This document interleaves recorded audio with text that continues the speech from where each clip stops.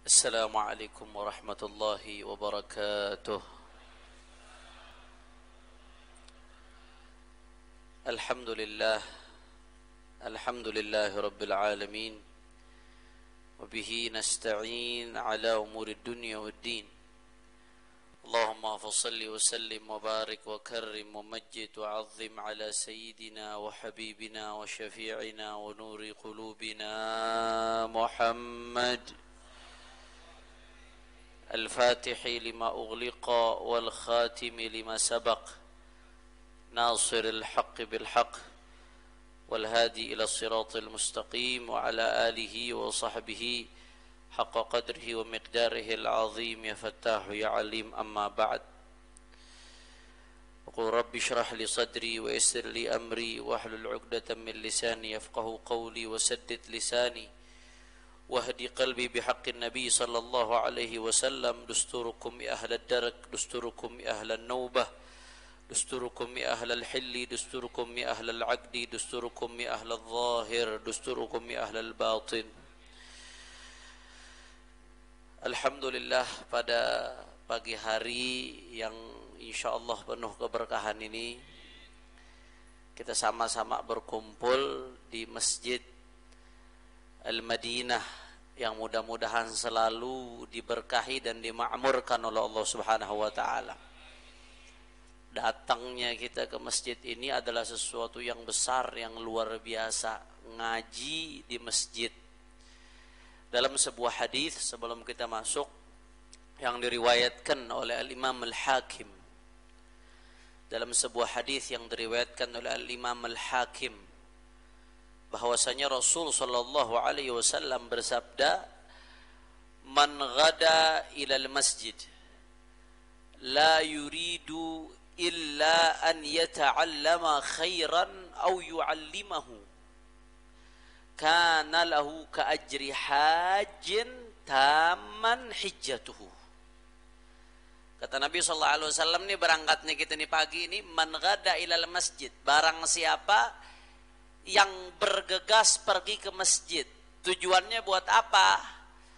La yuridu illa an yata'allama khairan aw yu'allimahu, dia nggak punya niat lain, niatnya cuma an yata'allama khairan, belajar kebaikan, ngaji, nuntut ilmu, karena nggak ada yang lebih baik daripada ilmu yang diwarisi oleh baginda Nabi besar Muhammad sallallahu alaihi wasallam. Ke masjid nggak punya tujuan lain, lurus ngaji tujuannya. Au yu'allimahu, atau untuk ngajarkan kebaikan. Nah, kalau ini buat ustadznya nih, buat Kiai Rosyid, atau buat ngajarkan kebaikan. Apa kata Nabi pahalanya? Ini Rasulullah yang mengatakan langsung, kana lahu ka ajri hajjin tamman hijjatuh, maka dia mendapatkan pahala seperti orang yang haji sempurna hajinya. Masya Allah. Kita kemarin Pak nih, gara-gara corona, mudah-mudahan Allah angkat wabah insyaallah. Gara-gara corona, jumlah jamaah haji tahun ini hanya 1.000 orang dari seluruh dunia, dari seluruh warga negara yang tinggal di dalam Saudi. Hanya 1.000 orang. WNI-nya cuma 4 orang yang tinggal di dalam Saudi yang bisa ikut haji. Itu gara-gara corona. Biasanya 2.500.000 orang kurang lebih jumlah jamaah haji. Tapi itu pun setengah mati, susah. Ya walaupun kembali kepada panggilan Allah, tapi secara sebab zahir susah. Nah, kita mau lewat jalur reguler, daftar sekarang 15-20 tahun lagi baru berangkat. Betul? Nah, mau daftar VIP mahal, 200-300 juta, ada yang sampai 400 juta, bahkan ada yang sampai 500 juta. Masya Allah, susah mau haji orang. Tapi ternyata Allah udah siapin. Kata Rasulullah, ente gak usah jauh-jauh. Ya walaupun tetap gak bisa menggantikan posisi haji. Haji itu rukun Islam. Liman istata'a ilaihi sabila, bagi yang mampu wajib. Orang yang mampu tapi kagak haji, na'udzubillah min dalik, mati dalam keadaan Yahudi atau Nasrani. Tetap nggak bisa digantikan. Akan tetapi ketika kita belum bisa, ternyata Nabi Muhammad ini karena rahmahnya buat kita, Allah udah siapin tuh amalan-amalan yang kita lakukan pahalanya setara dengan haji. Salah satunya tadi hadis riwayat Imam Al-Hakim, ente datang dari rumah ngaji tidak lain dan tidak bukan mendapatkan pahala seperti orang haji, taman hijjatuhu, kata Rasulullah, sempurna hajinya. Mudah-mudahan kita bisa haji ke Baitillahil Haram, bisa ziarah baginda Nabi Muhammad sallallahu alaihi wasallam, dan mudah-mudahan kita bisa istiqamah haji sehingga bisa dapat terus-terusan pahala dan fadilah yang besar ini. Amin ya rabbal. Yang sama-sama kita hormati dan kita muliakan guru kita bersama, pembimbing kita Kiai Haji Rashid, yang saya lihat beliau selalu semangat. Doakan mudah-mudahan panjang umur, sehatul afiah, diistiqomahkan langkah kakinya, dimenangkan perjuangannya. Amin ya rabbal. Segenap DKM Masjid Al-Madinah Ciledug, dan yang paling saya hormati serta saya muliakan hadirin hadirat, muslimin muslimat, mukminin mukminat yang hadir pada kesempatan kali ini. Kita minta sama Allah, mudah-mudahan tidaklah kita keluar dari tempat ini kecuali semua dosa kita diampuni oleh Allah. Yang sakit Allah angkat penyakitnya, Allah sehatkan badannya. Yang hadir dilapangkan rezekinya, digobul hajat-hajatnya.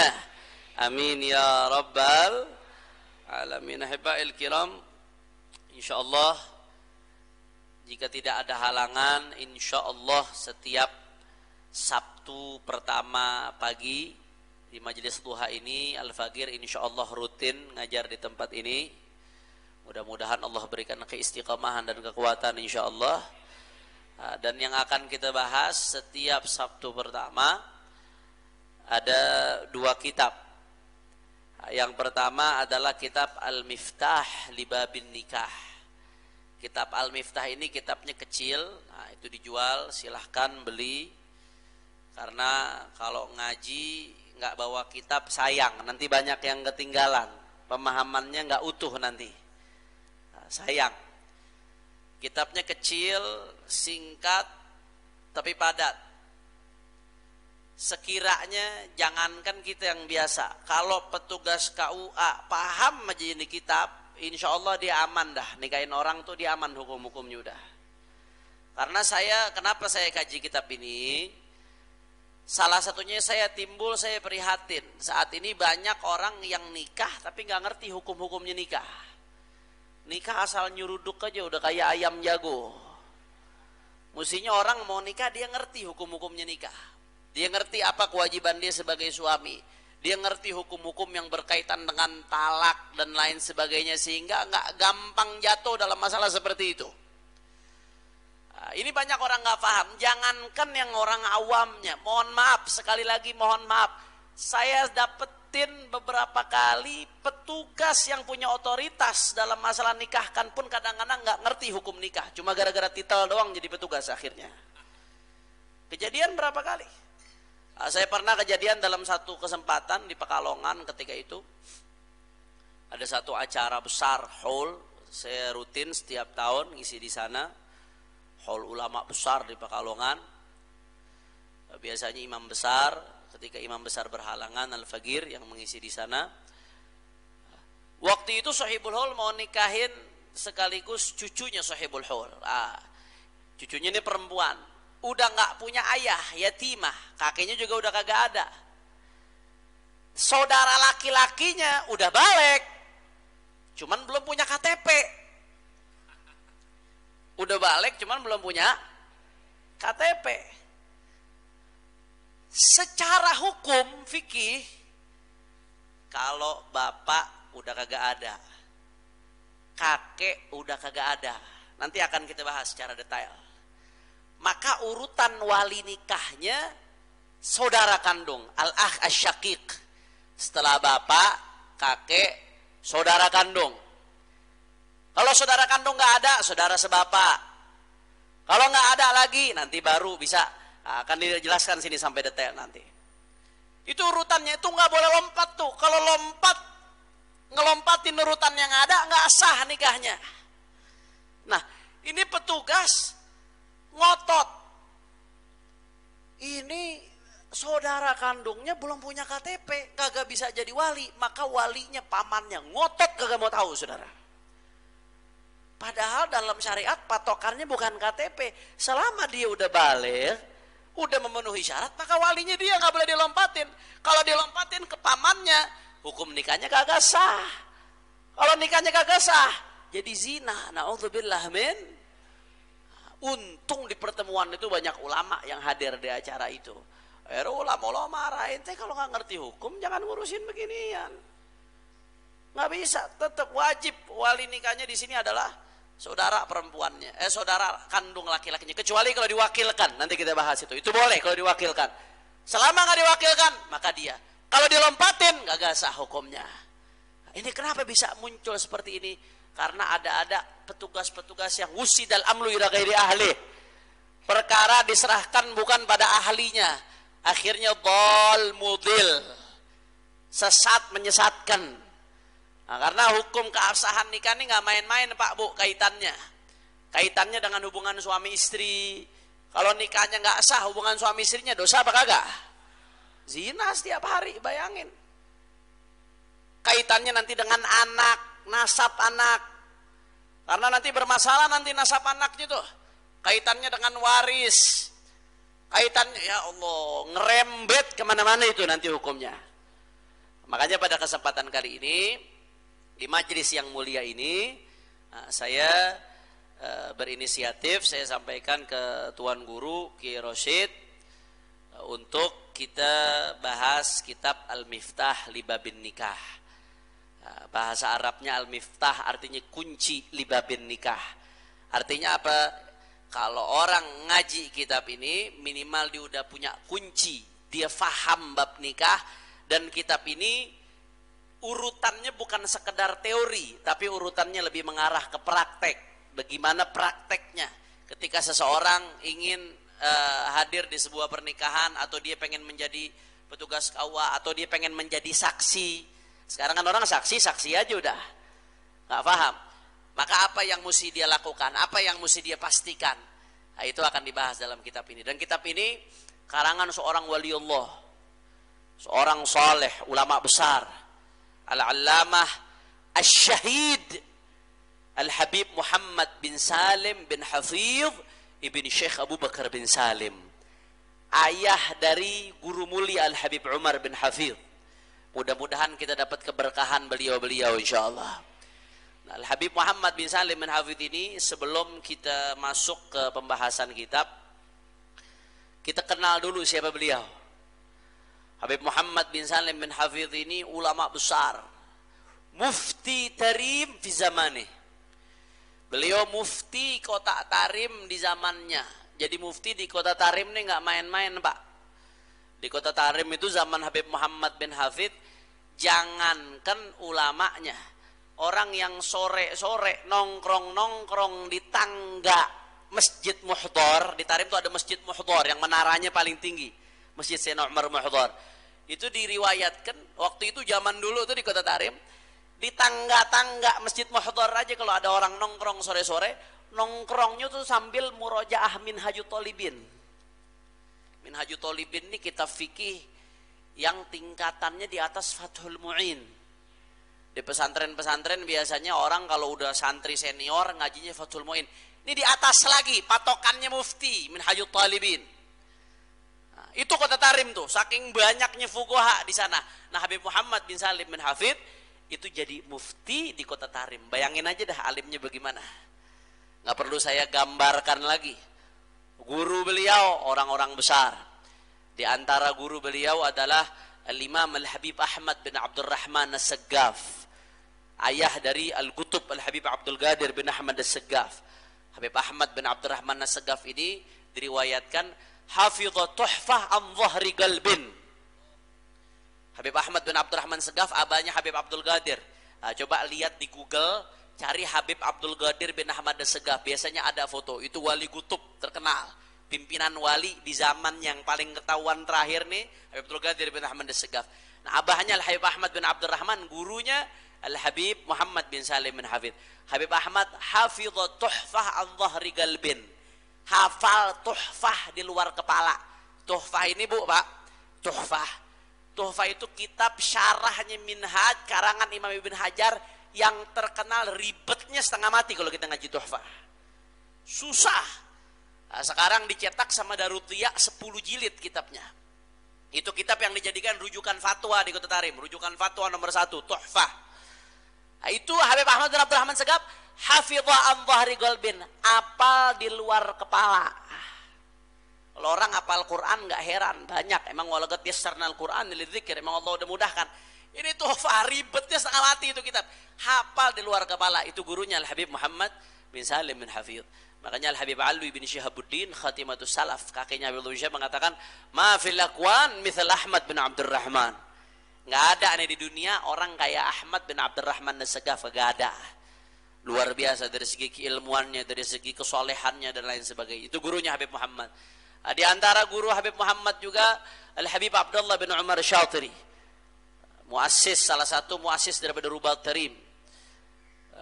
Ayah dari Imam Al-Habib Salim, Syekhana Al-Habib Salim Al-Syatiri. Ulama besar. Di antara gurunya juga Habib Ali bin Syihabuddin. Di antara gurunya Habib Muhammad juga Habib Ahmad bin Umar Habib Ahmad bin Umar Asy-Syatiri. Pengarang kitab Yaqutun Nafis.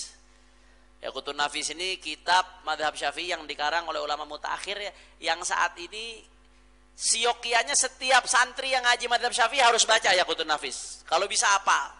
Karena ringkasan intisari mazhab Syafi'i ada di Yaqutun Nafis. Gurunya beliau tuh.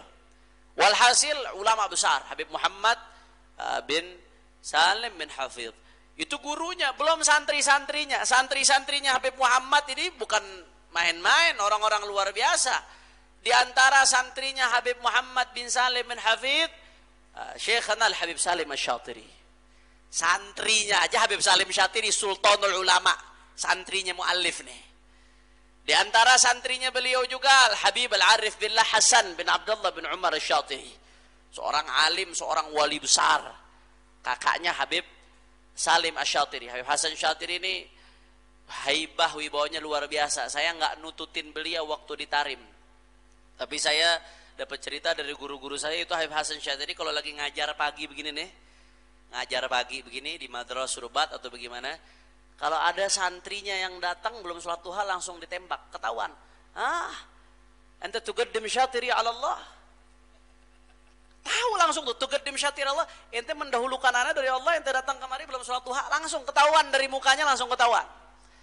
Pernah beliau lagi ceramah, kebetulan kalau nggak salah ada orang dari kedutaan Indonesia datang, beliau ceramah, kemudian diterjemahin sama salah satu santrinya.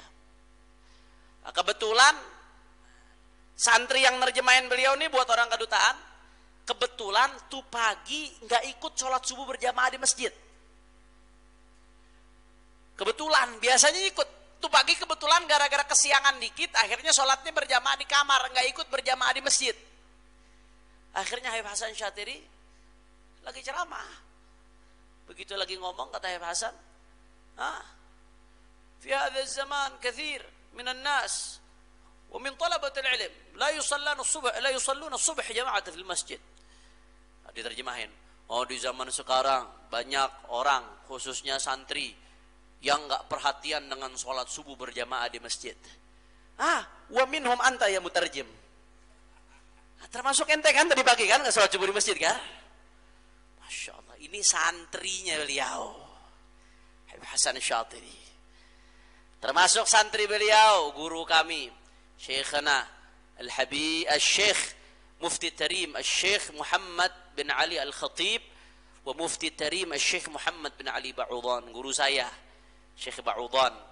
Saya waktu ngaji Minhajul Talibin di Ahqaf, bab nikah ngajinya sama Syekhuna Syekh Muhammad bin Ali Ba'udan, Mufti Tarim, santri langsung daripada Al-Habib Muhammad bin Salim ibn Hafidh ibn Syekh Abu Bakar bin Salim.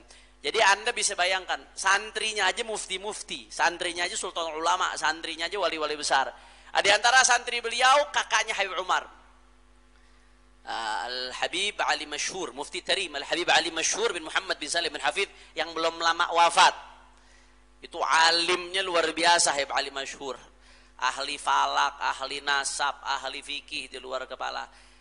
Anak sekaligus santri beliau itu. Nah, Kalau Habib Umar bagaimana Beb? Kan anak ini ayahnya Habib Umar. Habib Umar ngalamin beliau masih kecil. Nanti kita cerita.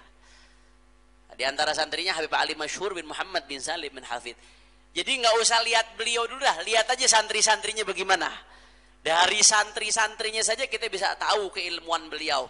Makanya nggak ada keraguan sedikit pun. Kalau kita ngaji kitab ini. Dari segi keilmuan. Dari segi keberkahan. Insya Allah kita mendapatkan manfaat dunia akhirat insya Allah. Nah, Al-Habib Muhammad bin Salim bin Hafid ini bukan cuma ulama tapi beliau pejuang. Bahkan dulu ketika Yaman dikuasain sama rezim komunis, jadi di Yaman pernah ada PKI juga. Kata Kiai Rasyid, Habib Hanif nggak ngaji apa-apa, mengaji bab nikah, ya nyerempetnya ke PKI juga. Di Yaman sempat dikuasain sama komunis. Lama tuh Yaman dikuasain sama komunis. Itu waktu komunis nguasain Yaman, Masya Allah. Majelis-majelis ditutup. Rubat Tarim yang nyetak ribuan aulia ditutup. Majelis-majelis gak bisa tuh sembarangan. Bahkan ulama-ulama ada yang dibunuh, ada yang dipenjara. Ulama-ulama wajib lapor. Wajib lapor. Termasuk Habib Muhammad bin Salim bin Hafid. Habib Muhammad ini ketika diceritakan oleh Habib Hussein Al-Haddar. Habib Hussein bin Muhammad Al-Haddar, iparnya Habib Umar, kitabnya tuh. Itu Habib Muhammad ketika Yaman dikuasai rezim komunis, ketika itu banyak kemunkaran, Habib Muhammad bin Hafid nggak diem. Beliau menyampaikan amar ma'ruf nahi munkar, yang benar dibilang benar, yang salah dibilang salah sama beliau. Beliau nggak diem. Yaqulul haqq sharih fid da'wah, terang-terangan.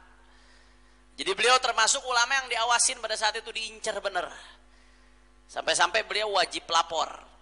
Setiap Jumat itu wajib lapor. Wajib absen.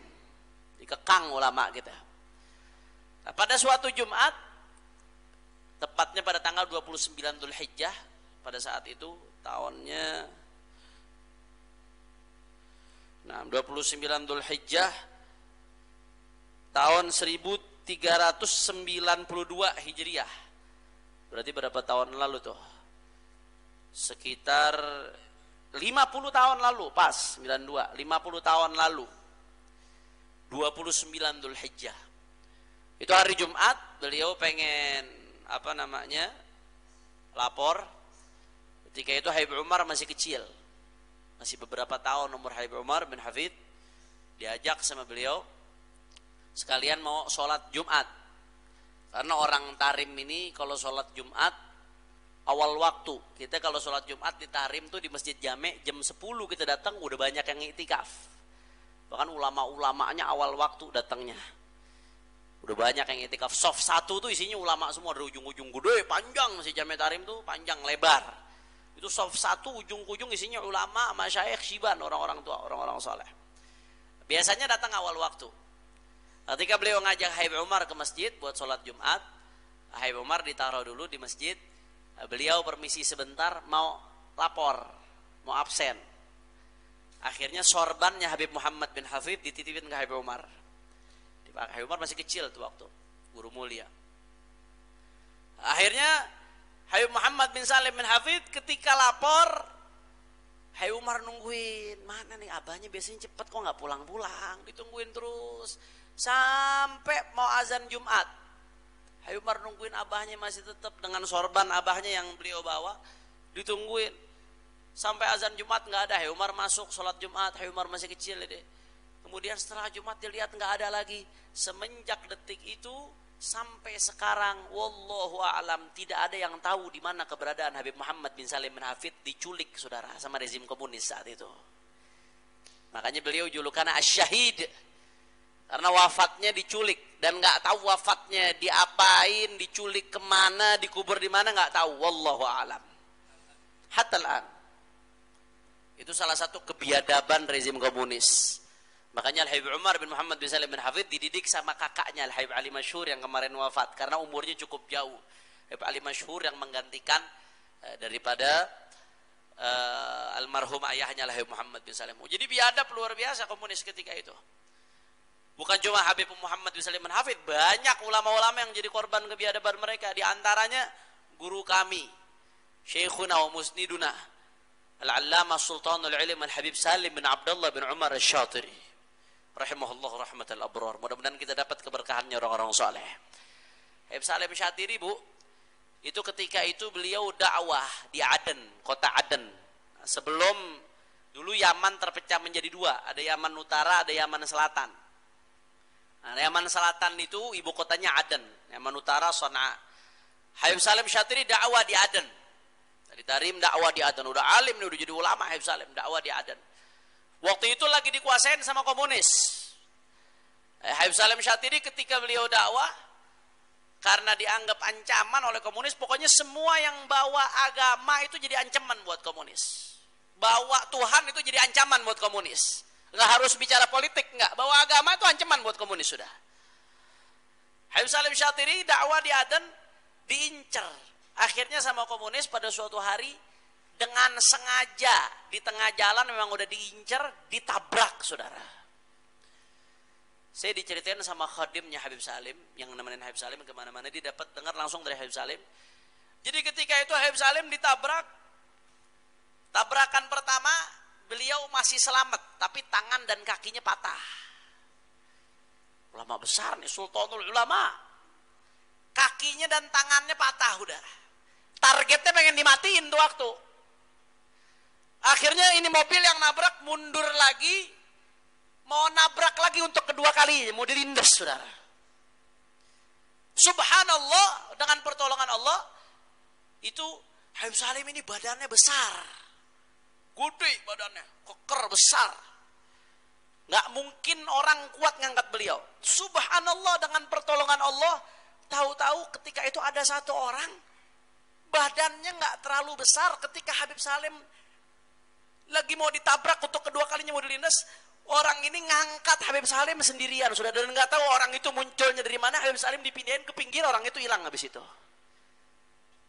Di jalul ghaib, kita nggak tahu itu. Akhirnya Allah kasih selamat, Habib Salim nggak meninggal pada saat itu, tapi patah kaki dan tangannya. Habis itu beliau diobatin sampai kaki dan tangannya sembuh, tapi bekasnya masih ada. Sampai beliau tua itu bekas sakitnya masih ada. Kaki dan tangan beliau ketika itu sudah kembali bisa beraktivitas. Beliau dakwah lagi, ngelanjutin khutbah di kota Aden. Akhirnya gara-gara beliau dakwah lagi, baru baik dakwah lagi, ditangkap lagi untuk kedua kalinya, dimasukin penjara. Di sini diceritakan di dalam kitab Hidayatul Akhyar, itu begitu dimasukin penjara, di penjara hampir 1 tahun, di penjara yang nggak ada cahaya sama sekali.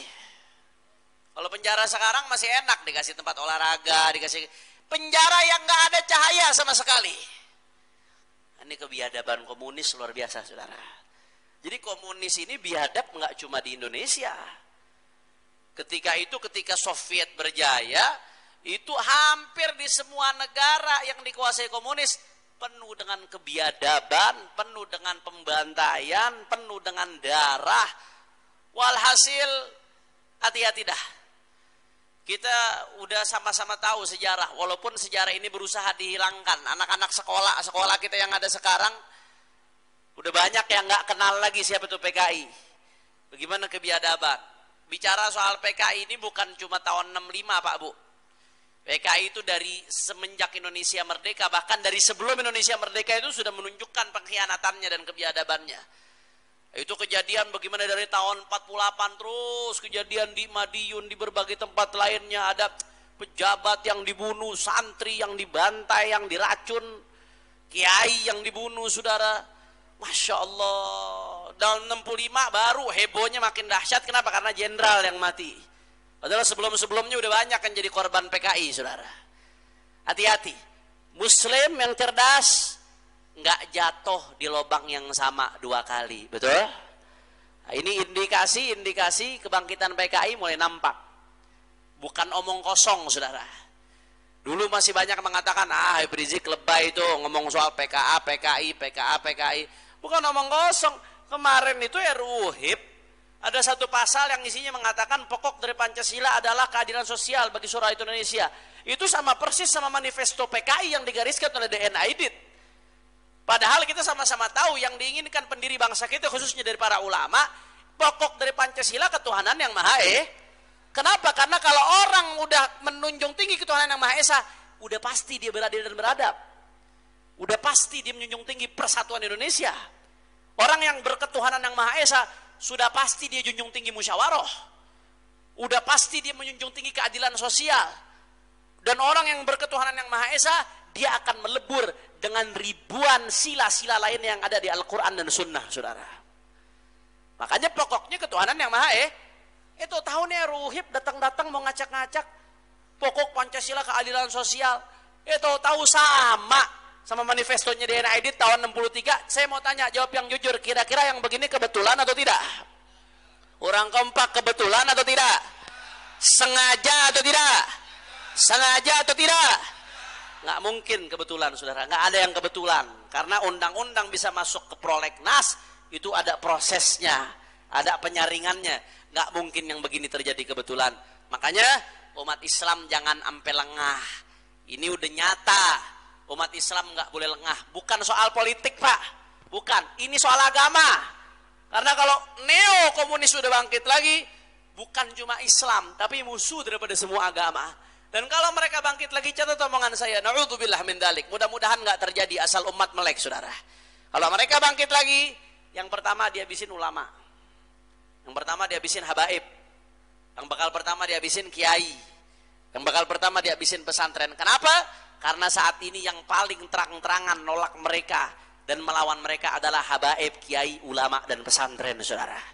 Makanya jawab yang jujur, Al-Madinah, kira-kira kalau neo-komunis mau bangkit lagi, rela atau tidak? Orang keras rela atau tidak? Siap jaga NKRI, siap jaga Indonesia, siap lawan komunisme, siap kawal Pancasila. Takbir. Sallu ala Nabi. Alamin. Kira-kira jelas atau tidak? Nah, itu sekelumit dari pembahasan daripada tarjamah atau managib Al-Habib Al-Imam Muhammad bin Salim bin Hafidh Ibn Syekh Abu Bakar bin Salim. Oleh karena itu, sebelum kita masuk, kita bacakan Fatihah dulu untuk almarhum Al-Habib Muhammad bin Salim bin Hafidh. Begitulah pula putranya Al-Habib Ali Mashhur bin Hafidh. Begitu pula istrinya Al-Hubabah Zahra. Ala anna Allah subhanahu wa ta'ala yaghfir lahum wa yarhamhum wa yu'li darajatihim fil jannah wa yu'id alaina min asrarihim wa anwarihim wa ulumihim wa nafahatihim fid dini wa dunya wal akhirah bisirril Fatihah. A'udzu billahi minasyaitonir rajim. Amin. Baik, kita mulai. Bismillahirrahmanirrahim. Alhamdulillahi rabbil alamin wa sallallahu wa sallama ala sayyidina Muhammadin khatamil anbiya'i wal mursalin wa ala alihi wa sahbihi wa tabi'in wa ba'du. Faqad sa'alani ba'du ar-raghibina min al-ikhwan as-sadiqina أن أجمع ما تجب معرفته على مباشر عقد النكاح من الأمور اللازمة شرعا على مذهب الإمام الشافعي فأجبته إلى ذلك وكتبت هذه الورقات وسميتها المفتاح لباب النكاح والله المسؤول أن يجعل ذلك خالصا لوجه الكريم آمين. Setelah beliau memuji Allah subhanahu wa ta'ala, saya nggak bahas satu-satu ya. Muqaddimahnya pembahasan tentang basmalah, hamdalah, sholawat sudah masyhur, kita sudah sering dengar. Kullu amrin dzibalin la yubda'u fihi bismillah fahuwa aqta' wa fi riwayah abtar wa fi riwayah ajdam. Segala sesuatu yang diperhatikan oleh syariat, dzibalin ayyuhtammu bihi syar'an, diperhatikan oleh syariat, kalau enggak dimulai dengan bismillah maka aqta', maka dia putus keberkahannya. Abtar, ajdam, nah putus keberkahannya. Makanya jangan ngikutin gaya-gaya orang sekarang. Orang sekarang nulis buku banyak yang gak pakai bismillah, banyak gak pakai hamdalah, dikira modern, padahal kagak, malah kagak ada keberkahannya. Nah, lihat bukunya ulama-ulama dulu ratusan tahun masih kepake. Kenapa? Karena berkah. Kitabnya Habib Muhammad bin Salim bin Hafidh ada banyak bejibun kitab yang bahas masalah nikah. Kenapa kitab beliau bermanfaat? Dibaca di mana-mana di banyak tempat. Karena berkah, Allah kasih keberkahan. Jurumiyah, 7 Jurumiyah, ya Allah kecil tuh kitab. Orang yang ngerti nahu bisa nulis kitab kayak Jurumiyah. Tapi beda, dipakai di seluruh dunia. Seluruh dunia ngaji nahu Jurumiyah serentak. Kenapa kagak yang lain? Allah kasih keberkahan di situ, ikhlas muallifnya. Nah, salah satu penyebab keberkahan ini nih. Mulai dengan bismillah, alhamdulillahirabbil alamin. Puji syukur bagi Allah Subhanahu wa taala, Tuhan semesta alam. Wa sallallahu wa sallama ala sayyidina Muhammad khatamil anbiya'i wal mursalin. Dan puji dan salawat serta salam bagi Nabi Muhammad sallallahu alaihi wasallam. Khatim, bisa dibaca khatim, bisa dibaca khatam. Khatimil anbiya' wal mursalin, penutup para nabi dan para rasul.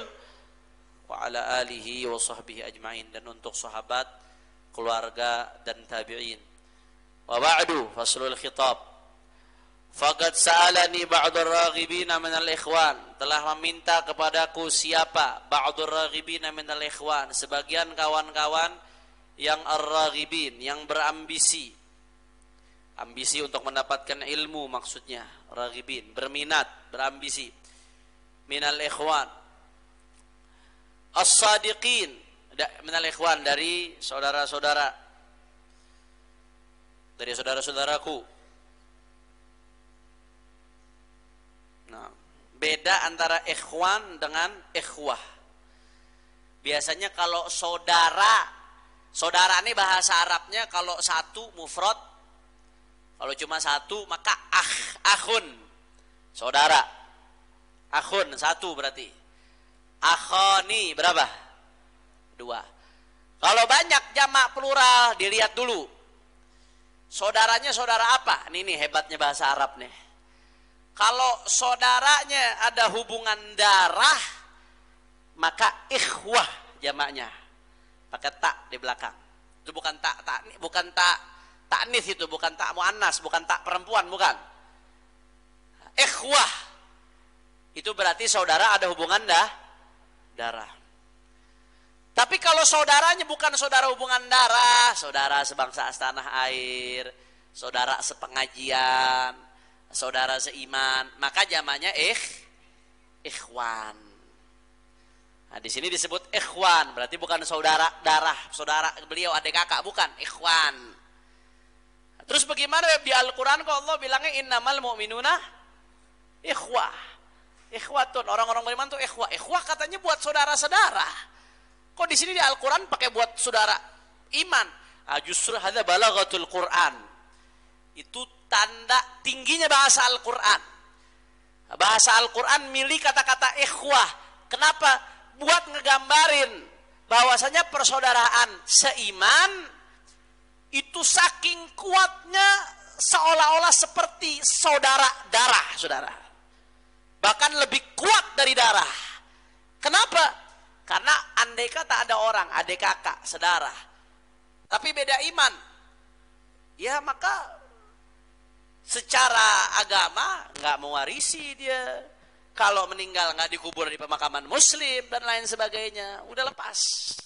Andai dia jadi pemimpin, dia nggak boleh dukung saudara seimannya, saudara saudaranya yang Islam.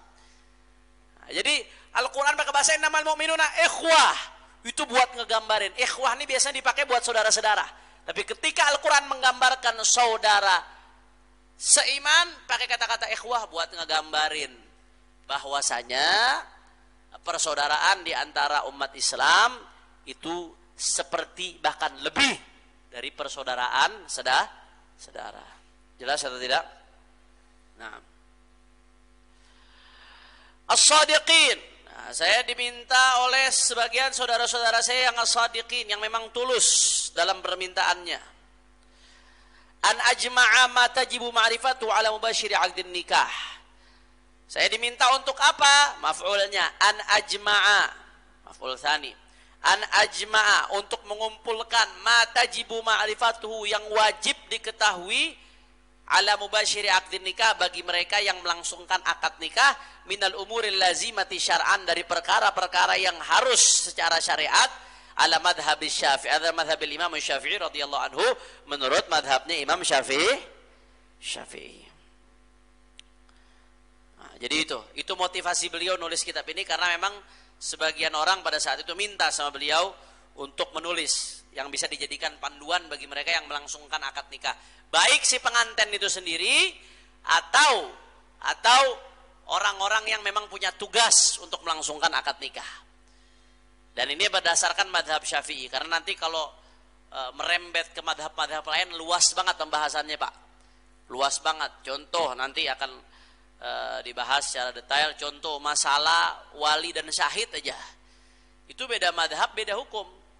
Dalam madhab Syafi'i wajib yang namanya nikah 2 saksi, ada wali, ada mempelai laki-laki. Itu dalam madhab Syafi'i. Madhab Hanafi lain lagi hukumnya. Menurut madhab Hanafi wali nggak wajib selama si perempuan itu balik. Tapi nanti ada penjelasan hukumnya detail. Nggak boleh sembarangan kita lompat-lompat madhab kecuali kita tahu secara detail penjelasannya.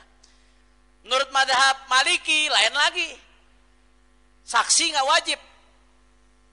Saksi nggak wajib, tapi wajib ishar. Nah, itu nanti dibahas secara mendetail dalam madhab Malik. Nah, di kitab ini fokus hanya madhab Syafi'i saja. Kenapa? Nah, karena kita kalau madhab Syafi'i aja kita belum menguasain, bagaimana mau campur yang lain, campur aduk akhirnya kusut. Kayak anak-anak zaman sekarang, mohon maaf, dasarnya aja belum kuat. Ngaji kitabnya aja beletat-beletot, tapi kurang ajar gara-gara bacanya kemana-mana, berani ngeritik-ngeritik ulama, berani ngeritik-ngeritik salaf soleh. Nah, kenapa? Karena dasarnya aja belum kuat, udah lompat ke yang tinggi-tinggi, akhirnya overdosis. Orang kalau dosis sedikit kagak kuat, dosis banyak, kira-kira overdosis apa kagak tuh? Bebusa mulutnya. Begitu juga ngaji, kalau belum sanggup ngaji yang luas-luas, jangan yang luas dulu, yang dasar-dasar dulu ente nggak bisa bangun rumah kalau pondasinya kagak didiriin. Bagaimana mau bangun tingkat kelima, tingkat 1 belum selesai? Nah, jelas atau tidak? Nah, makanya kita ngaji sebagai warga Indonesia yang memang mayoritas penganut madhab Syafi'i, ngajinya pakai madhab Syafi'i. Ada lagi yang tanya, Beb, kenapa nggak langsung Al-Quran Sunnah aja, Beb? Kan lagi musim tuh begitu tuh. Kita mah kembali ke Quran Sunnah aja, nggak usah ngikutin ulama.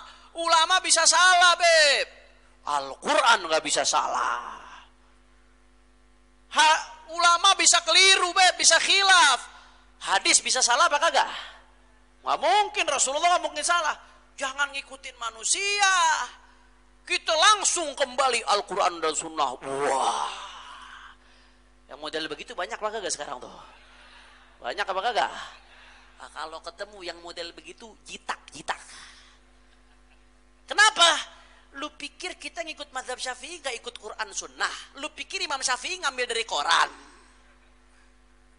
Mesti paham.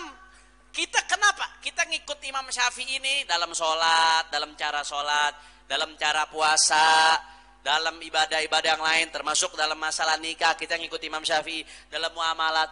Bukan berarti kita ngikutin Imam Syafi'i, kita jadi Imam Syafi'i dalil, bukan. Kita pada hakikatnya kembali ke Al-Quran dan Sunnah. Karena dasar Imam Syafi'i dalam mengambil hukum Al-Quran, Sunnah, Ijma, Qiyas. Itu dasarnya Imam Syafi'i. Imam Syafi'i nggak ngambil dari Quran, enggak. Imam Syafi'i bukan ngambil dari Google, kagak. Google juga belum lahir zaman Imam Syafi'i. Zaman bapak gue aja belum ada Google. Imam Syafi'i itu ngambil dari sini. Nah, kita taklid, ngikutin namanya taklid. Taklid dalam furu'uddin, dalam urusan fikih, selama kita nggak mampu berijtihad, wajib hukumnya kita taklid. Nggak boleh kita langsung kembali Quran Sunnah. Kita taklid ke Imam Syafi'i, artinya kita kembali ke Al-Quran dan Sunnah menurut pemahaman Imam Syafi'i. Faham? Nah, kembali Quran Sunnah ngikutin pemahaman siapa? Baca aja mesti terjemahan. Jadi hati-hati Pak, ini zaman sekarang nih banyak orang yang muter balikin.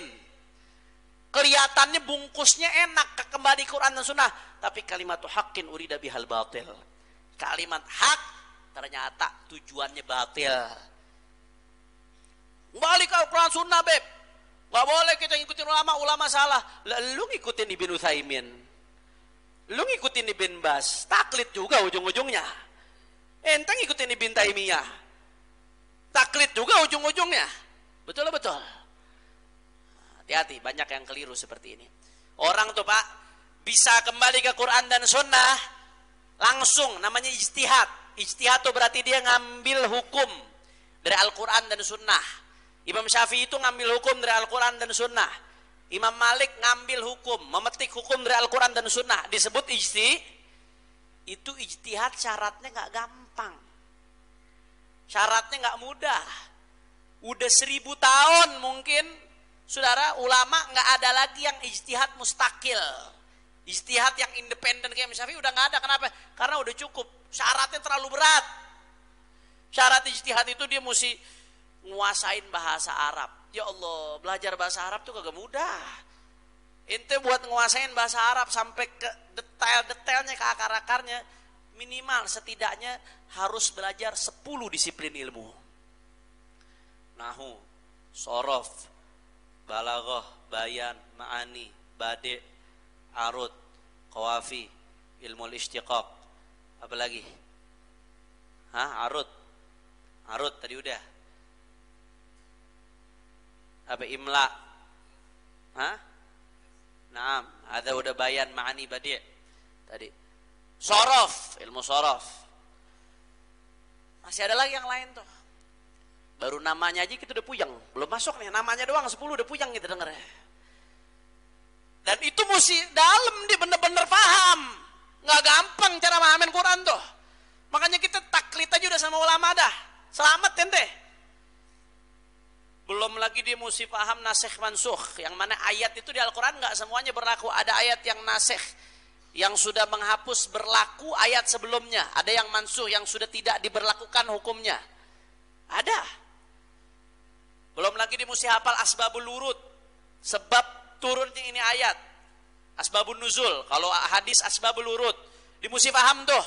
Dia mesti paham mawadhi'ul ijma'. Dia mesti paham ahadithul ahkam. Dia mesti paham ayatul ahkam. Nggak gampang orang bisa ngambil hukum Quran Sunnah. Jangan nanti baru ngaji 1-2 kitab, baru ke masjid seminggu sekali, udah sok-sokan nggak mau ngikutin ulama, kembali Quran dan Sunnah. Akhirnya apa hasilnya tuh? Maulid di bid'ah air. Nggak bisa ngelihat orang yang beda. Ngerasa sorga punya dia doang. Dikaplingin tuh sorga, dikaplingin. Sorga cuma punya dia doang, yang lain ngontrak Pak. Kacau apa kagak begitu tuh? Maka jangan salah paham bahwa Bapak jangan terbawa narasi mereka yang alergi dengan istilah ala madhab Syafi'i, ala madhab ini, ala madhab itu. Jangan terbawa narasi seperti itu. Jangan. Kita Ahlus Sunnah wal Jamaah di Indonesia secara akidah kita ikut akidah Al-Imam Al-Asy'ari. Apa itu akidah Imam Asy'ari? Gampang. Yang biasa kita baca tuh, wujud kidam baqa mukhalafatu qiyamuhu wahdaniyya qudrat ilmun qadiran muridan aliman sami'an basiran mutakalliman. Itu akidah Imam Asy'ari itu. Simpelnya, sederhananya begitu. Itu akidah wajib. Nanti ada sebaliknya yang mustahil. Nanti ada 4 sifat wajib: sidik, amanah, tabligh, fatonah bagi para rasul. Ada 4 sifat mustahil bagi rasul. Ada 1 sifat jaiz bagi Allah Subhanahu wa taala, fi'lu kulli mumkinin autarkuhu. Itu akidah Imam Asy'ari. Itu kita di Indonesia tuh mayoritas ikut itu. Nggak usah ribet-ribet dah. Jangan ikut-ikutan yang uluhiyah, rububiyah, asma sifat. Jangan dah. Itu dibahas secara khusus. Imam besar Habib Rizik punya kajian, 1 kajian tematik tentang itu. Insya Allah nanti kapan waktu kalau ada kesempatan kita bahas.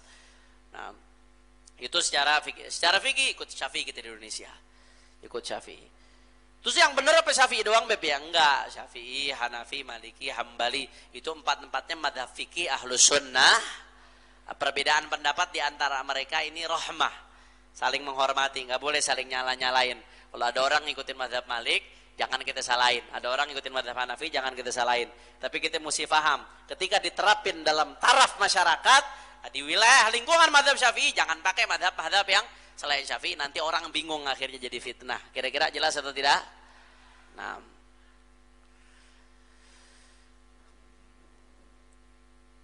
ala madhabil Imam Syafi'i itu. Fa'ajabtuhu ila dzalik, maka aku bergegas untuk menjawab daripada permintaan tersebut. Wa katabtu hadhil waraqat, dan aku tulis lembaran-lembaran ini, wa samaitu hal miftah, dan aku beri nama al-miftah, kunci libabin nikah, untuk bab nikah. Mudah-mudahan gara-gara aji al-miftah ini yang belum nikah Allah gampangin jodohnya insyaallah. Yang sudah nikah Allah berkahin rumah tangganya. Kalau bapak-bapak ngarepnya doanya nggak begitu, yang sudah nikah dikasih kunci lagi buat nikah lagi. Jangan Pak, akhirnya bawa ibu-ibu ngelempar selop dari atas Pak nanti Pak. Nah, mudah-mudahan yang udah nikah Allah berkahin rumah tangganya insyaallah. Wallahul mas'ul, dan Allah yang diharapkan, yang diminta, an yaj'ala dzalika, untuk menjadikan karya ini khalisan liwajhil karim, ikhlas murni hanya untuk Allah Subhanahu. Nah, kita masuk sedikit. Jangan lama-lama Bu ngaji bab nikah, nanti bapak-bapak pengen nikah lagi. Repot, jangan. Makna nikah lughatan wa syar'an. Nah, sekarang kita masuk ke yang pertama.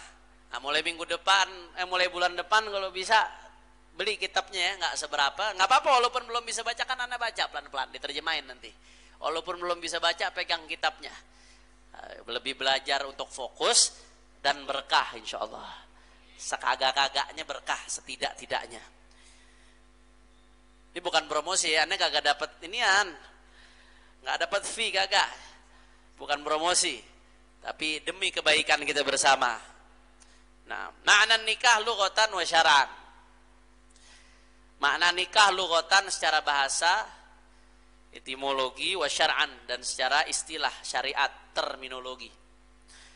An-nikah lughatan, nikah secara bahasa, ad-dhammu wal wat'u. Nikah secara bahasa itu adalah ad-dhammu wal wat'u. Secara bahasa arti nikah adalah ad-dhamm. Dhamm ini artinya rapat, begitu rapat. Orang, makanya kalau ada orang meluk, misalkan meluk anaknya, yadhummu waladahu, dia mendekap putranya, dhamm. Pohon, misalkan ranting-rantingnya karena dia panjang saling bertemu satu sama lain, rapat. Hadhihi syajarah tamayalat wa dhamma ba'daha ila ba'd. Tanakahat disebutnya. Pohon-pohon ini saling mendekati satu sama lain, saling rapat. Nah, itu secara bahasa artinya nikah. Wallahu a'lam ya, kenapa secara bahasa diambilnya ad-dhammu, rapat. Mungkin kalau orang udah nikah rapat mulu, maunya nempel mulu saudara.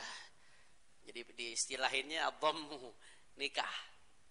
Wal wata', dan nikah juga bisa diartikan secara bahasa wata'. Wata' itu hubungan suami istri. Nah, secara bahasa. Wa syar'an, secara istilah syariat, definisi nikah apa? Kita kalau mau membahas sesuatu mulai dari definisinya dulu. Karena kalau kita mau membahas sesuatu itu sudah tasdik, menghukumi sesuatu, nggak mungkin tasdik kecuali setelah tasawur. Setelah kita tahu gambaran sesuatu tersebut. Kita mau bahas nikah nih. Ya mesti tahu dulu nikah itu apaan sih secara definisi. Mesti jelas dulu. Jadi duduk perkaranya itu jelas. Jangan udah bahas kemana-mana. Wah, nikah begini hukumnya, begini. Udah panjang lebar, udah sampai buntut, baru nanya nikah itu apaan sih Beb? Yang begini nih mesti makan minyak menyan yang begini nih. Mesti paham dulu. Apa sih definisi nikah? Mesti paham. Nah, kita mau bahas tentang Yusuf misalkan. Lu mesti tahu dulu Yusuf yang mana orangnya. Jangan ibu-ibu udah ngoceh nih. Oh, si Yusuf tuh, dia kawin lagi tuh sama begini. Udah gitu lak bini ditinggalin, kagak dikasih nafkah. Terakhir baru ibu yang nanya, yang diajak ngomong, Yusuf siapa sih? Kan kagak nyambung kalau begitu. Itu mau bahas itu, mesti tahu dulu yang mana. Itu namanya tasawur. Makanya mau bahas nikah, mesti tahu dulu. Nah, nikah itu apa sih? Kayak sekarang nih, orang nih banyak keblinger. Khilafah dimusuhin sedemikian rupa. Masalah khilafah. Saya nggak yakin orang yang ngoceh anti khilafah tuh paham arti khilafah apaan, saya nggak yakin. protes, tanya definisi khilafah apaan sih? Ente kan teriak-teriak mulu, anti khilafah, anti khilafah. Definisinya apaan sih sehingga ente tabrak-tabrakan dengan NKRI? Kayaknya dosa banget khilafah. Tanya dia. Ini pembusukan, saudara. Pembusukan. Kita ini NKRI, kita Indonesia dengan dasar Pancasila. Tapi khilafah dosa apaan kok dimusuhin? Tapi ada tuh Beb yang ngusung khilafah, togut-togutin NKRI. Itu salah dia, bukan salah khilafahnya. Kalau ada orang yang salah paham dalam memahami khilafah sehingga dibentur-benturkan dengan KRI, jangan salahin khilafahnya, salahin pemahaman merekanya. Jangan khilafahnya malah dimusuhin, betul? Jangan salah paham. Paham dulu definisinya apa. Khilafah itu kata Imam Al-Mawardi,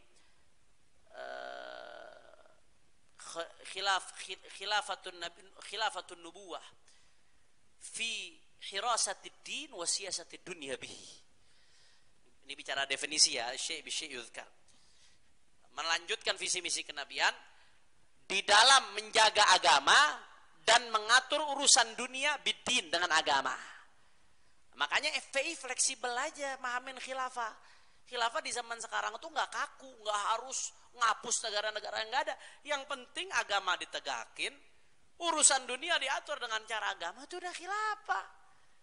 Ente di NKRI bisa negakin agama, masukin ke undang-undang, urusan dunia, muamalat, pernikahan, diatur dengan agama, itu esensi spirit dari khilafah udah terwujud, nggak harus. Itu dibahas nanti panjang lebar. Makanya FPI realistis. Kata FPI kalau di zaman sekarang konteks khilafah internasional itu yang realistis, ya di OKI itu OKI. Indonesia tergabung dalam OKI. Organisasi Islam Internasional. Nah, tinggal ditingkatkan kerjasamanya. Uni Eropa bisa kok punya mata uang bersama. Kenapa kita negara Islam nggak punya mata uang bersama supaya kita kuat? Apa salah orang ngomong begitu? Salah apa kagak? Uni Eropa punya kok fakta pertahanan bersama. Kenapa kita negara Islam kok disuruh perang satu sama lain? Negara mayoritas Muslim. Kenapa kita nggak punya fakta pertahanan bersama? Mereka bisa kok Uni Eropa masuk satu negara dengan lainnya nggak pakai paspor. Kenapa kita mau ke Malaysia aja tetangga kita sama-sama negara Islam susahnya setengah mati. Mesti pakai paspor, mau nikah lintas negara susah bener. Itu realistis aja sekarang. Orang-orang barat punya satelit. Kenapa kok kita gak punya numpang? Coba negara-negara Islam patungan beli satelit. Kira-kira bisa gak kalau mau? Di zaman sekarang kata Syekhul Azhar sama seperti yang Imam Besar katakan. Ini khilafah zaman sekarang begitu dah. Negaranya tetap Indonesia, Malaysia tetap Malaysia. Yang penting nilai syariat itu diterapkan. Kemudian hubungan antar negara-negara Islam internasional itu baik. Sehingga terjadi kekuatan di antara mereka. Contoh sederhana seperti ini Eropa. Itu udah khilafah selesai. Kenapa jadi ente musuhin? Ini berarti yang musuhin, yang benar-benar ngebusukin terus-terusan. Emang gak pengen umat Islam bersatu kuat tuh gak pengen saudara. Takut bener mereka. Gak pengen umat Islam bersatu kuat karena akan jadi sebuah kekuatan yang besar. Karena umat Islam di Indonesia saat ini, kalau di dunia berdasarkan sebagian data, ada data yang mengatakan udah terbanyak jumlahnya di dunia. Tapi ada yang mengatakan terbanyak kedua secara jumlah terbanyak kedua. Nah, jadi begitu. Pahamin dulu khilafah itu apa sih? Andai kata ada sebagian yang mahamin khilafah, ya salahin dianya. Jangan nyalahin khilafahnya. Paham apa kagak? Paham atau tidak? Sebagaimana sebagian orang yang salah mahamin Pancasila. Jangan ente nyalahin Pancasilanya, salahin yang salah paham terhadap Pancasila. Pemahamannya yang mesti dipermasalahin. Sekarang ini udah kacau dah, udah campur aduk. Ada menteri urusan agama yang dibahas tiap hari khilafah radikal. Hafid Quran dibilang sumber radikalisme, saudara. Masya Allah, good looking. Apa good looking itu? Anak-anak muda yang penampilannya keren-keren, Kiki Rosid dah begini modelnya dah. Itu katanya pintu masuknya radikalisme. Good looking. Apa? Korelasinya tuh apa? Orang ganteng sumber radikal. Masya Allah. Jadi udah kacau. Hafid Quran, good looking, hafid Quran, fasih bahasa Arab, itu jadi pintu radikalisme katanya. Apa ini apa? Justru dari Al-Quran kami belajar. La yanhakumullah 'anil ladzina lam yuqatilukum fid din wa lam yukhrijukum min diyarikum an tabarruhum wa tuqsitu ilaihim. Allah enggak melarang kalian untuk berbuat baik kepada mereka yang beda agama selama mereka tidak memerangi kita. Kami belajar toleransi dari Al-Quran. Anda katakan hafid Quran sumber radikal, dari mana sumbernya itu saudara? Betul? Kami belajar rahmah, wa ma arsalnaka illa rahmatan, dari Al-Quran. Wallahi kalau nggak ada Al-Quran kami nggak tahu rahmah, saudara. Kalau nggak ada Al-Quran kami mungkin satu sama lain masih saling makan makanan antar orang seperti orang-orang dulu, saudara. Al-Quran yang ajarkan kami rahmah. Al-Quran yang ajarkan kami toleransi. Para hafid Quran itu yang bikin umat jadi adem. Umat udah pegel, pengen kalau mau bisa meledak, umat dia udah meledak. Harga serba mahal, betul? Kerja kagak becus, kacau, umat ini udah mau meledak. Lagi kesel-kesel, panas-panas, sholat isya di Al-Madinah, imamnya Toto Hafid. Bismillahirrahmanirrahim. Alhamdulillahi rabbil alamin. Ar-Rahmanir-Rahim. Maliki yaumiddin. إياك نعبد وإياك نستعين اهدنا الصراط المستقيم صراط الذين أنعمت عليهم غير المغضوب عليهم ولا الضالين آمين. Adem apa kagak? Orang udah panas nih, umat udah panas, udah mau radikal. Gara-gara hafid Quran jadi pada adem, saudara. Jadi kebalik. Bukan good looking yang bikin orang radikal. Bukan hafid Quran yang bikin orang radikal.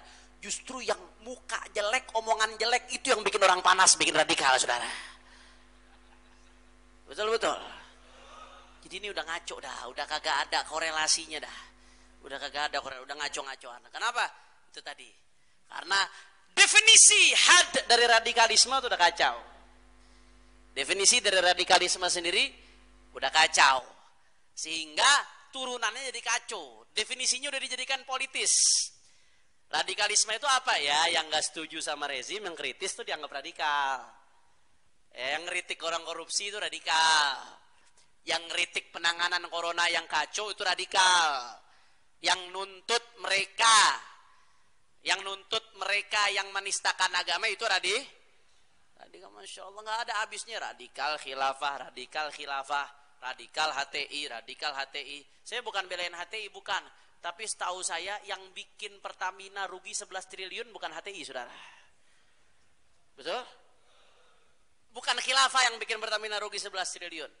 Justru Indonesia punya hubungan baik dengan khilafah, terlepas dengan film khilafah itu kontennya apakah 100% benar atau tidak, tapi tidak bisa dinafikan. Indonesia punya hubungan yang baik setidaknya dengan khilafah. Setidaknya Indonesia punya hubungan baik dengan khilafah Utsmaniyah, di Aceh. Itu jelas ada hubungan secara langsung. Dan kerajaan Aceh itu, Kesultanan Aceh pada saat itu melebar, bukan cuma di provinsi Aceh yang saat ini saja. Termasuk di Jakarta itu ada kantor konsulat khilafah Utsmaniyah. Nah, itu dulu orang-orang umat Islam di Jakarta kalau pengen ngadu tentang kebiadaban Belanda, ngadunya ke situ. Ke kantor konsulat khilafah Utsmaniyah yang ada di Jakarta. Sekarang jadi museum tekstil. Kebetulan konsulnya dulu kakek saya, Sayyid Abdul Aziz Al-Musawi. Sayyid Abdul Aziz Al-Musawi punya putri beliau, nenek saya, nikah dengan kakek saya Al-Habib Abdullah bin Alwi Al-Attas. Itu di museum tekstil. Itu kantor konsulat khilafah Utsmaniyah dulu. Jelas hubungannya. Dosa apa khilafah tuh disalahin, dimusuhin tiap. Dosa apa? Yang ngerugiin negara, rombongan sono. Yang nyusahin rakyat, rombongan sono. Yang ngeruk kekayaan alam, rombongan sono. Yang disalahin khilafah. Kira-kira yang begini waras apa kagak?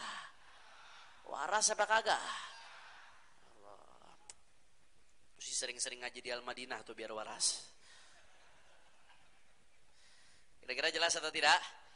Nih Beb ku ngerembet ke sana-sana nih tadi, kembali ke definisi.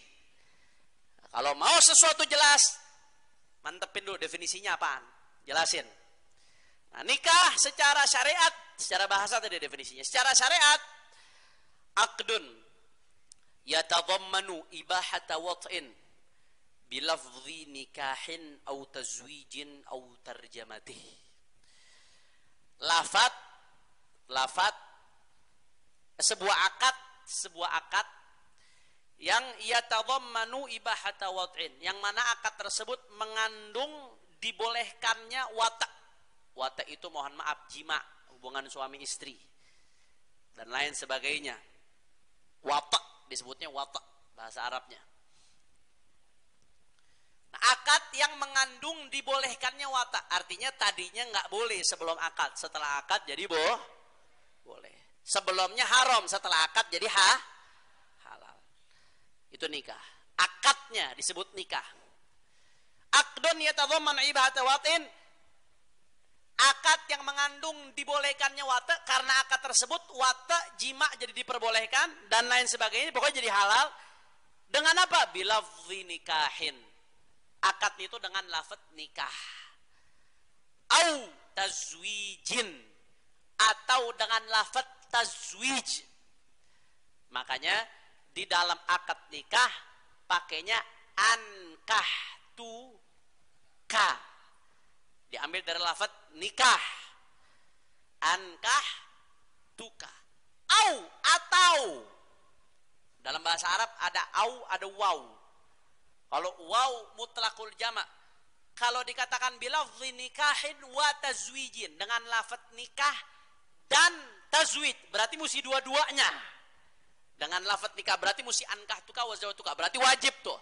Tapi di sini enggak dikatakan seperti itu. Dalam madzhab Syafi'i definisinya bilafzi nikahin au tazwijin, atau tazwij. Lafaz tazwij berarti andai kata salah satu aja cukup apa kagak? Cukup, karena pakai atau. Kalau pakai dan mesti dua-duanya.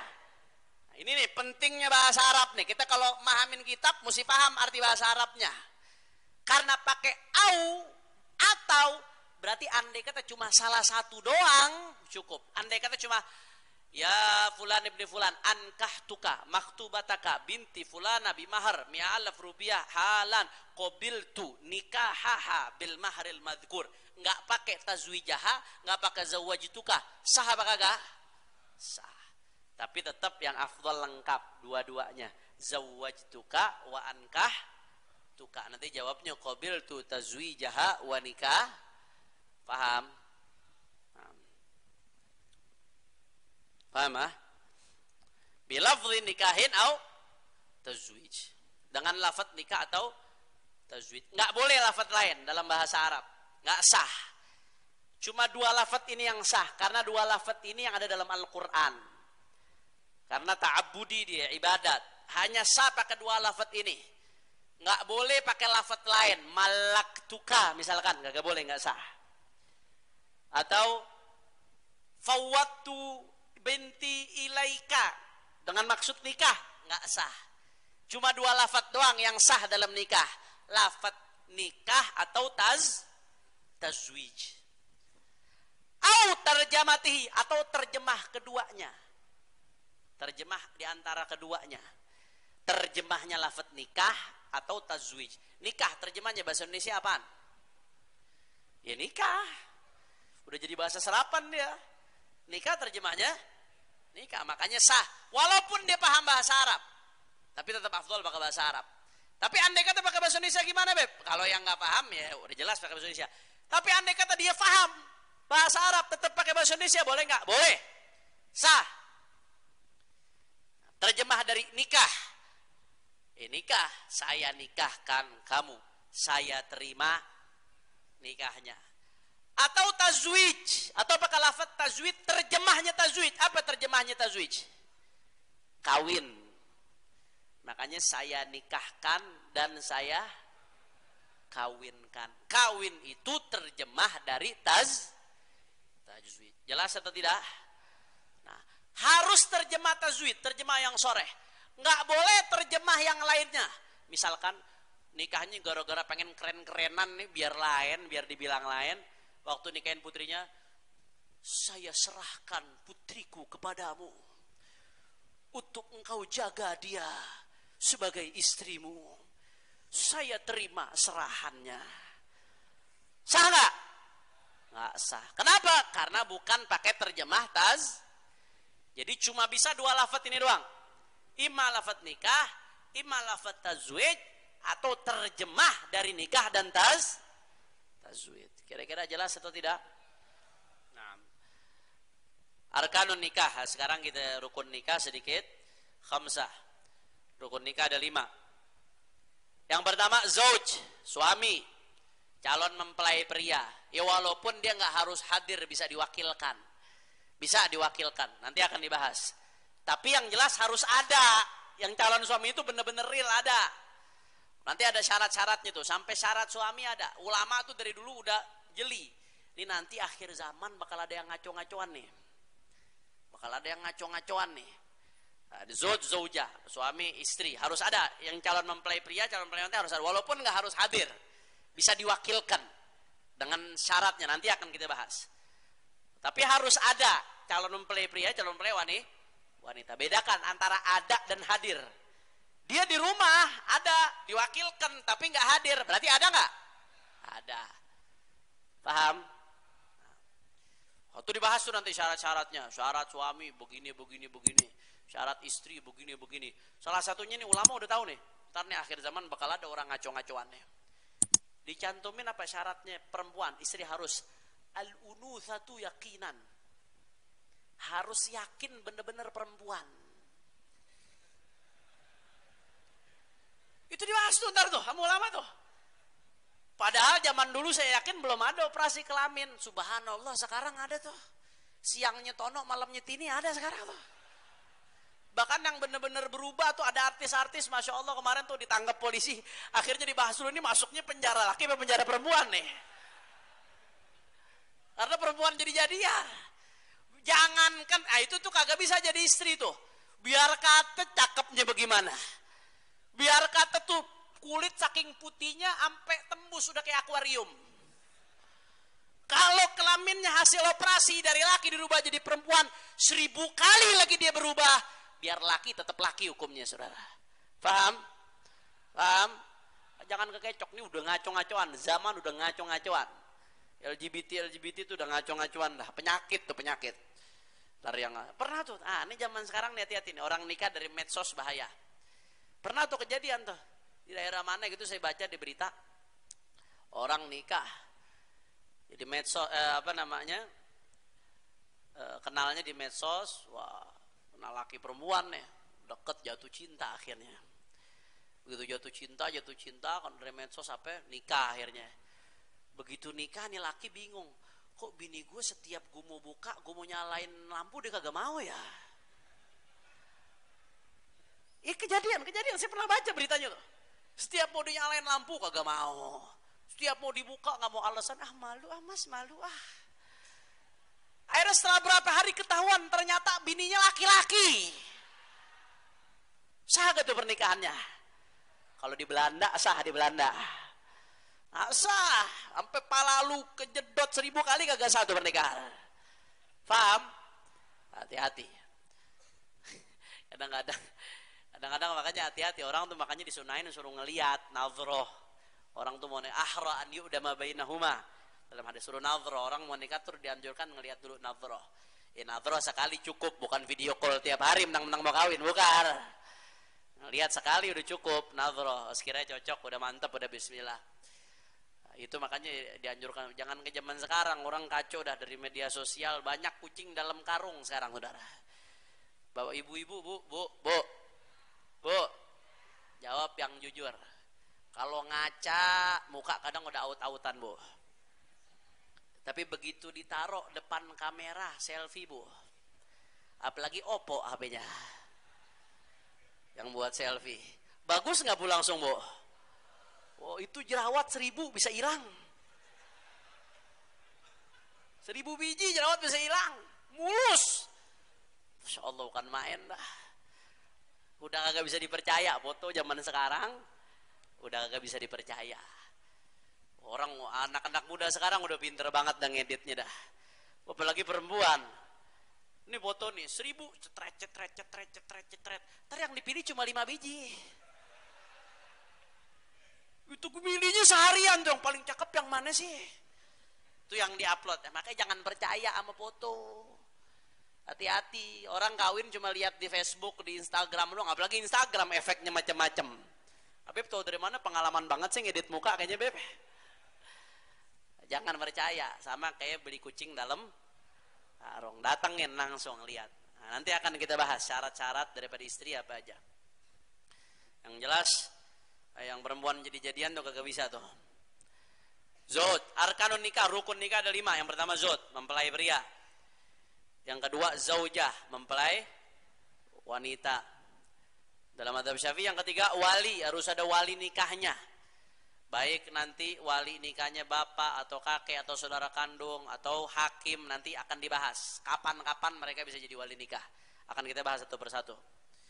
Kemudian yang syahidan yang keempat, 2 saksi. Harus ada 2 saksi. Nggak boleh nikah diam-diam.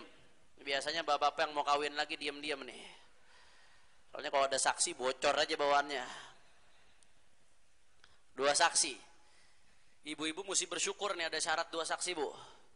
Soalnya kalau nggak ada syarat 2 saksi, cuma wali sama bapak-bapak doang, waduh kacau dah.